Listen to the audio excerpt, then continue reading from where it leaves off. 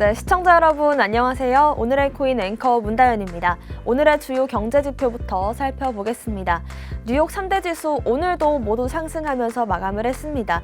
러시아와 우크라이나 평화 협상 기대감에 훈풍이 불고 있는데요. 지수로 확인해 보겠습니다. 네, 먼저 나스닥 선물지수 15,200선을 넘겨주고 있습니다. S&P 500 지수도 좋은 흐름 이어가고 있고요. 골드와 유가 모두 하락세로 돌아서는 모습입니다. 코인베이스와 테슬라 역시 상승 흐름 이어가는 모습이고요. 비트코인 달러 기준으로 47,000선 유지해주고 있습니다. 오늘의 코인 주요 암호화폐 시황 보겠습니다. 네, 비트코인 강세를 예상하는 전문가들이 늘고 있습니다. 기술 분석 전문가 KT 스톡턴도 비트코인이 피보나치 되돌림 0.5에 따라서 5만 1,000달러까지는 상승할 수 있다라고 분석을 했습니다. 지금보다 약 8%가량 오른 수치인데요. 추가적인 상승이 있다면 5만 5,200달러까지도 열려 있다라고 분석을 했습니다. 또 장기 보유자들이 지금 현재 절반 이상이다라는 분석이 나왔습니다. 크립토컨트에 따르면 약 52%가량이 6개월 이상 홀드를 하고 있는 상황이고요.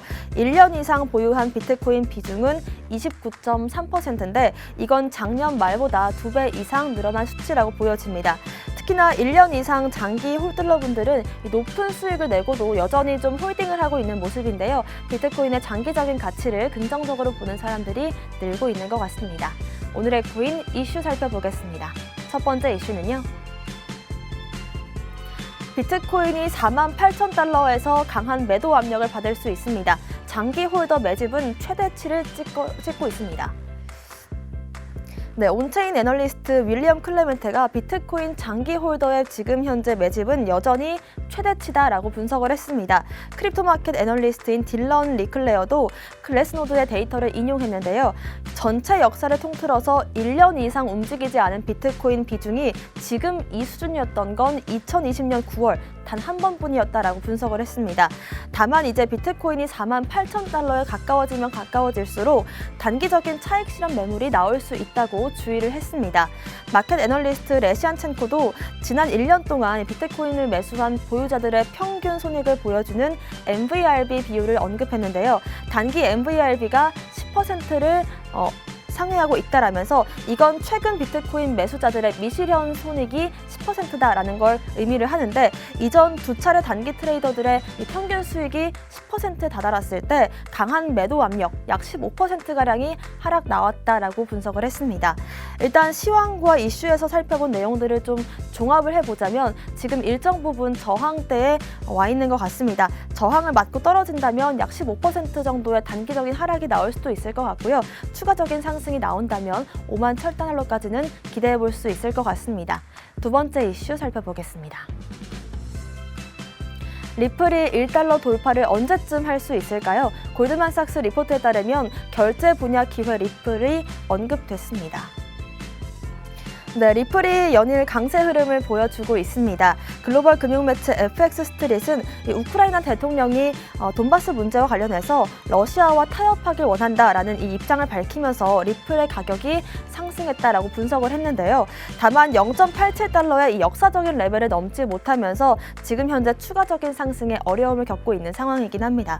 만약에 이 저항대를 넘어서면 0.9달러를 넘어서 이제는 1달러까지 가능해 보이긴 하지만 러시아와 우크라이나를 둘러싼 이 지정학적인 리스크가 계속해서 이어지고 주요 저항대를 넘지 못한다라고 한다면 0.83달러, 나아가서는 0.78달러까지 하락세가 지속될 수 있다고 분석을 했습니다. 또 역사적으로 리플의 가격 예측도를 약 84% 갖고 있는 이 코인마켓캡 커뮤니티를 본다면요. 4,000명이 투표를 했는데 월말 리플의 가격이 약 0.8749달러를 기록할 것이다 라고 통계를 냈습니다.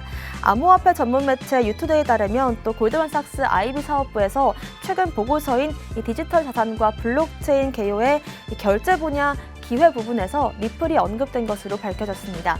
저는 특히나 이 코인마켓캡 커뮤니티의 통계치를 좀 신뢰를 하고 싶은데요. 지금까지 봤을 때 꽤나 정확한 통계치를 보여왔습니다.